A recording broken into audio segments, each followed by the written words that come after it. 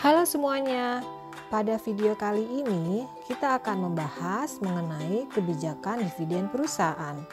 Seperti yang kita tahu, ketika kita berinvestasi dalam saham, kita bisa mendapatkan keuntungan dalam bentuk dividen atau capital gain, yaitu kenaikan harga dari saham tersebut. Mana yang lebih baik dan bagaimana dampaknya terhadap investor? Mari kita lihat bersama-sama. Dividen sendiri dapat didefinisikan sebagai pembagian keuntungan kepada pemegang saham dalam bentuk tunai ataupun saham. Terdapat beberapa tipe dividen. Yang pertama adalah dividen tunai yang dibayarkan oleh perusahaan secara tunai kepada pemegang saham. Perusahaan juga dapat membagikan dividen ekstra, terutama dalam kondisi keuangan perusahaan yang baik dan adanya kelebihan kas untuk pembayaran dividen. Ada pula yang dinamakan sebagai dividen spesial. Dividen ini dapat dibagikan ketika kondisi keuangan perusahaan sangat baik. Perbedaan dividen ini dengan dividen ekstra adalah dari segi kemungkinan pembayaran. Dividen spesial biasanya hanya terjadi sekali dan probabilitas untuk diulang di periode berikutnya sangat kecil. Sementara itu, dividen likuidasi dibagikan oleh perusahaan ketika perusahaan tersebut dilikuidasi, dan kas yang didapatkan dibagikan kepada para pemegang saham setelah memenuhi kewajiban kepada para pemegang klaim yang lebih diprioritaskan. Proses pembayaran dividen biasanya melalui prosedur tertentu, dan terdapat beberapa tanggal penting terkait dengan proses ini. Yang pertama adalah tanggal pengumuman atau declaration date, yaitu tanggal pada saat perusahaan mengumumkan bentuk dan besarnya dividen per lembar saham. Setelah itu, tahap selanjutnya adalah ex-dividend date, yakni tanggal di mana saham yang dibeli tidak lagi mendapatkan dividen. Biasanya tanggal ini adalah 2 hari kerja sebelum tanggal pencatatan. Berikutnya adalah tanggal pencatatan atau date of record. Pada tanggal ini, perusahaan akan mendata siapa saja pemegang saham yang akan mendapatkan dividen. Salah satu pertanyaan mendasar adalah mengenai relevansi kebijakan dividen. Kebijakan dividen sendiri dapat diartikan sebagai pola waktu pembayaran dividen. Ketika perusahaan mendapatkan profit, apakah profit tersebut sebaiknya direinvestasikan atau digunakan oleh perusahaan untuk membayar dividen? Dalam kondisi pasar dan perekonomian yang sempurna dari segi pajak, biaya transaksi, dan lain-lain, kebijakan dividen perusahaan menjadi tidak relevan.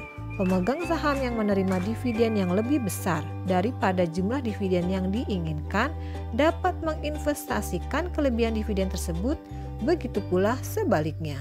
Contoh berikut ini mengilustrasikan kebijakan dividen yang tidak relevan. Dalam contoh ini, perusahaan memiliki 2 opsi, yakni membayar dividen per saham sebesar Rp140 selama 2 tahun berturut-turut dengan tingkat pengembalian sebesar 10% atau membayar dividen sebesar Rp126 di tahun ini lalu menginvestasikan selisihnya sebesar Rp14 selama 1 tahun pada tingkat pengembalian 10% dan membayarkan Rp140 ditambah hasil investasi sisa dividen dari tahun pertama sebesar Rp15,4 atau total Rp155,4. Dapat dilihat bahwa nilai sekarang atau present value dari kedua strategi tersebut sama, yaitu Rp242,97. Secara umum, kebijakan dividen tercermin dari rasio pembayaran dividen terhadap laba bersih. Ada 2 tipe rasio pembayaran dividen, yakni rasio pembayaran dividen rendah dan rasio pembayaran dividen tinggi. Kebijakan manakah yang sebaiknya diimplementasikan oleh perusahaan? Hal ini tergantung dari beberapa faktor di dunia nyata.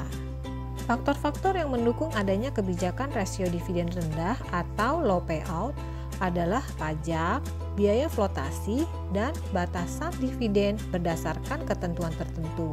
Pada umumnya, investor terkena 2 kali pajak ketika ia menerima dividen, yaitu di tingkat perusahaan dan di tingkat individual ketika dividen dibayarkan. Pembagian dividen dengan nilai tinggi menyebabkan perusahaan harus melakukan pendanaan dari sumber lain. Sementara biaya pendanaan dari sumber lain ini atau yang sering disebut sebagai biaya flotasi cukup signifikan. Oleh karena itu, dengan adanya biaya flotasi, sebaiknya perusahaan membayarkan dividen dengan rasio rendah karena profit sebaiknya direinvestasikan untuk membiayai proyek-proyek perusahaan yang bernilai positif.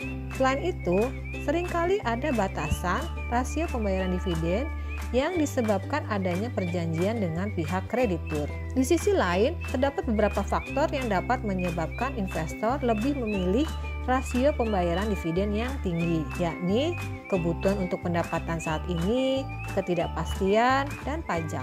Jenis-jenis investor tertentu lebih memilih agar ketika perusahaan mendapatkan profit, sebaiknya profit tersebut dibagikan langsung kepada pemegang saham, yang berdampak pada meningkatnya rasio pembayaran dividen. Preferensi investor ini juga terkait dengan adanya ketidakpastian apabila dividen tidak segera dibagikan. Di sisi lain, ada tipe-tipe investor tertentu dan seringkali mereka adalah investor dengan pendanaan yang kuat, yang secara peraturan pajak tidak dirugikan ketika perusahaan membayar dividen dalam jumlah yang relatif besar.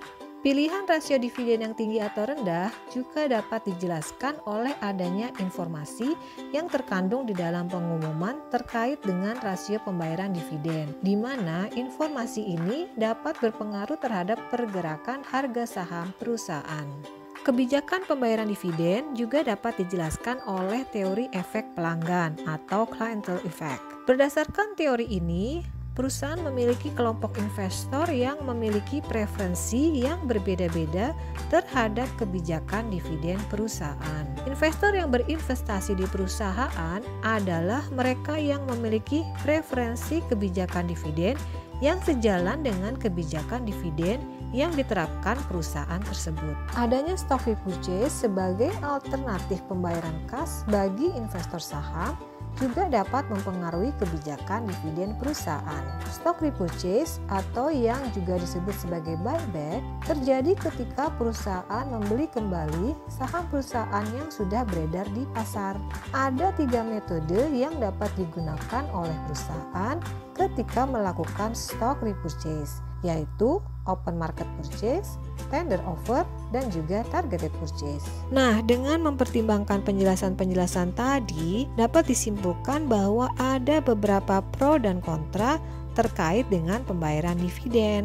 Beberapa hal yang menyebabkan adanya pro terhadap pembayaran dividen adalah dampak positif dari pembagian dividen atau peningkatan nilai dividen terhadap harga saham suatu perusahaan. Investor secara umum juga cenderung memiliki minat terhadap perusahaan yang membayarkan dividen. Pembayaran dividen juga cenderung dapat berfungsi untuk mengurangi agency cost perusahaan.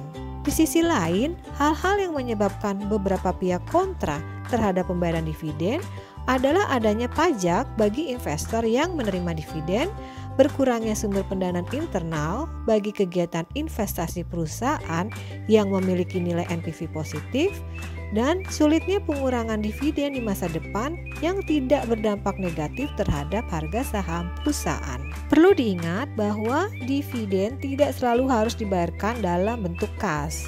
Dividen juga bisa dibayarkan dalam bentuk saham atau disebut sebagai stok dividen.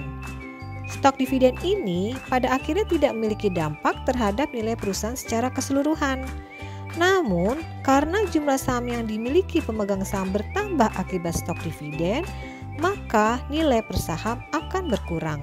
Perusahaan juga dapat melakukan stock split atau pemecahan nilai nominal saham menjadi nominal yang lebih kecil.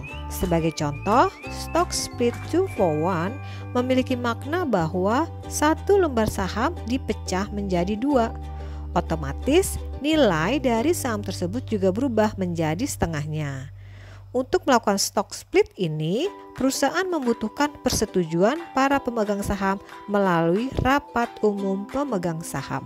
Perusahaan juga dapat melakukan reverse stock split atau kebalikan dari stock split. Dalam tindakan korporasi ini, jumlah saham perusahaan yang beredar akan berkurang. Berkurangnya jumlah saham yang beredar berdampak terhadap kenaikan nilai nominal saham per lembarnya. Untuk mengetahui topik ini secara lebih lengkap, silakan hadir di kelas online manajemen keuangan. Terima kasih.